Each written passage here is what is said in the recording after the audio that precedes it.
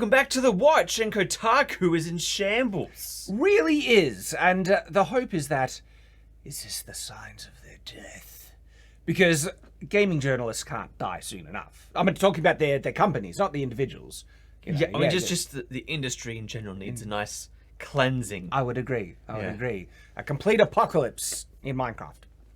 So, there's a bit of information coming out, according to Kotaku, that they're pivoting, they're shifting, they're changing gears to try and adapt to the difficult environment.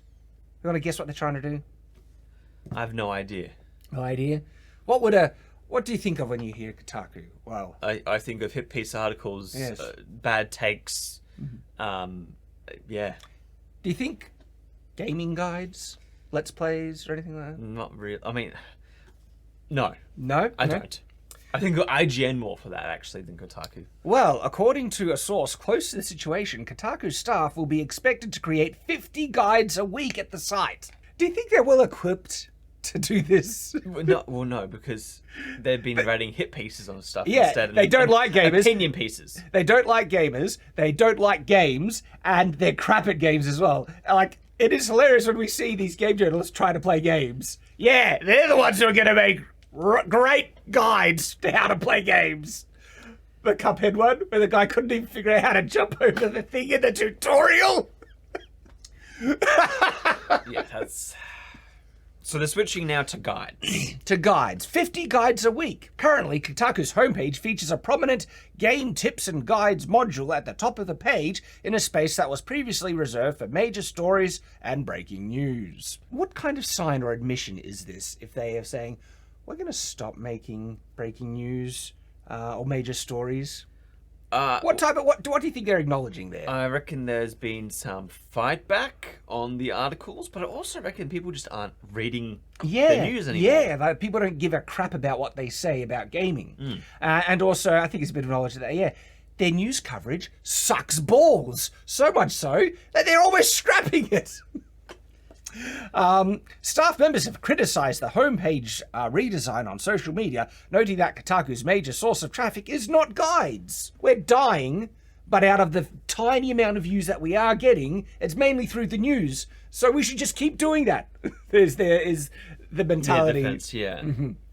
And so Mark Kern says, this is just a setup to get everyone to quit so they don't have to pay severance. Then they close Kotaku. Interesting, because these game journals, they are not equipped to make gaming guides. I mean, and 50 guides a week, that's a lot. I'm trying to think how many guides I could do a week. I mean, it depends on the guides and new games and all sorts of stuff. I mean, like, if it was my job, if I was playing games for 8 hours a day and then running a guide, I reckon I could get at least, I couldn't even get 10, if I'm being honest. I could probably get 4, maybe. I mean, 50 guides a week, that's I think that's their total. Like, it's not 50 per, No, but employee. I think they had 7 employees that they were giving this to, I think I read. So 7, divide that by 50. It's a hard ask. Ask. I don't think quite possible to do. So maybe Mark has a point here. This is just gonna force them to quit or fire them, so they don't have to get severance. It's like, oof. That's like, look, if you want to, I agree, they're probably worth axing because they're useless, right? But that's a little harsh. Scummy, Yeah, but it's Kotaku, so what do you expect? If it's written from the ground up, then that's what you're going to get. So, who do you think has spoken out about this? Oh, a good friend. It was Alicia. Alyssa, is it? Alyssa. How do you spell it? Mercante? I thought Alicia. Alicia. I don't know, but Yes, the one that wrote the hit piece on specifically, you can't be racist against white people. Yes, Alicia Mercante. That person, the racist, the horrible, awful person that has been going, I'm being oppressed. I throw crap at other people, denigrate them, right? And misreport and lie about what's going on. And she's the victim. And when she gets criticized for it, it's like, I'm being oppressed after she's, thrown so much crap at other people. Like, these people are awful and vile. This is a horrible, racist person, right? But anyway, this is her. Again, like, woe is she's like, the fact that leadership wanted to aggressively pivot what Kotaku does in the midst of a harassment campaign levied against me and the site. Is anyone actively saying, go try and get you deplatformed, calling for, well, I think you're bad at your job, okay, but I'm not sending emails or messages or anyone. In fact, we've been encouraging our audience and a lot of people to not harass anyone, but to fairly criticize, okay? But criticism is harassment, these people. Oh, it's just funny because it feels like that she obviously kind of started this, like, obviously, she didn't start it, but she was one of the first ones to write the article. And then everyone else has consecutively been writing articles and the spotlight's gone away from her. So now I feel like she's going, wait, guys, no, I'm still relevant. I'm still relevant here. So she claims being harassed, right? Ongoing piece of reporting that was the second most read story for over a week.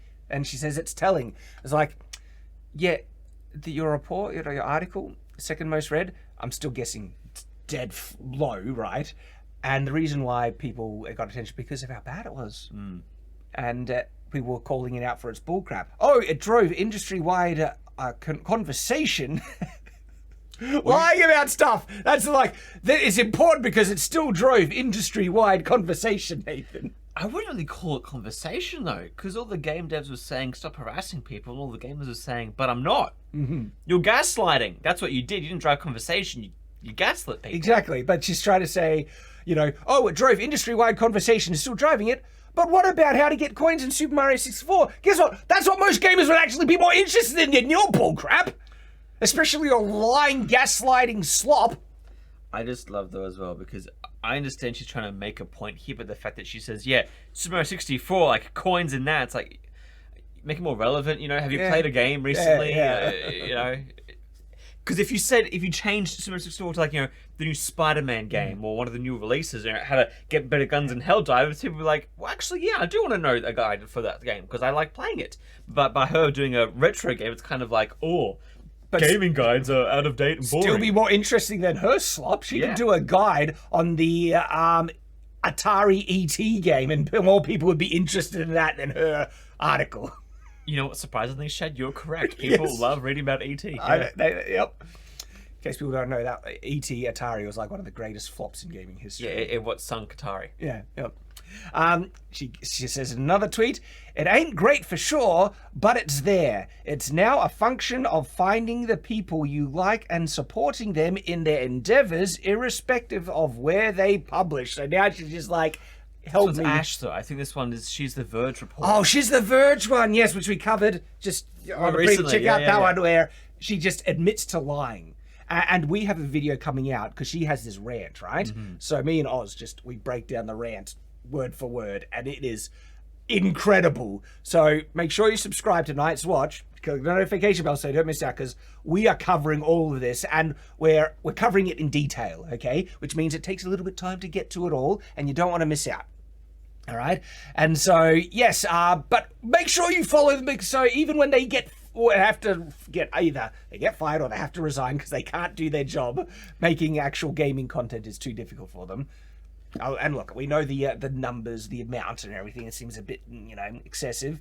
But irrespective of where they... And supporting newsletters like whatever that crap is. I don't read newsletters. Yeah. Interesting is like, someone said, it's really important to understand that people are the important part. These game journalists, it's all about them. Yeah. It's not about the quality of content or the delivering the news. They want to be celebrities where people just listen to them. That's why all the modern journalist crap... These reporters are injecting themselves in the story. I went and did this, and I had this experience, and it reflected back on me on my traumatic childhood, and all this bullcrap where it's just vanity and narcissism and about them. When we do not give a crap about who you are, as if you're a journalist, we want you to deliver the news. That's how it works. And so Mark Kern says it's like. Kotaku head reporter Alyssa McCunty, who lied in a hit piece about Cabruzzo Rambo, absolutely true, and gamers, is salty that she has to play games now. Ash Parrish, former Kotaku head, offers support to the great ordeal of gaming for a living. It's like it's so terrible I have to make game. I gotta play video games for my job. I mean, I understand like being a journalist in games is difficult because of the time crunch, but that's just journalism in general. And it's just funny because they're like, oh, being a game journalist is so hard. It's like, well, if you don't like it, pick a different industry. Yeah. AI is going to replace you journalists very quickly. AI can make articles far better than what they can do, and it'll probably be more accurate. If it's not Google Gemini, that's... I mean, even then, the AI can't play the game yet, but... Yeah. Oh my gosh, so... Gaming journalism can't die soon enough at this point, and it is already dying. It's there to just be laughed at the moment, because what's actually replaced them? YouTubers, where you'll get the correct information, who will keep an eye on what's going on and give you that information. So if you like what we do here at Night's Watch, your support means the world, and channel memberships are available. You can also support us on Player, and I also have my Patreon and Subscribestar available as well. That also supports us. Ad revenue is going off a cliff, in case you don't know, and so that help means a lot, and it means we can continue covering this very closely as we stay on watch.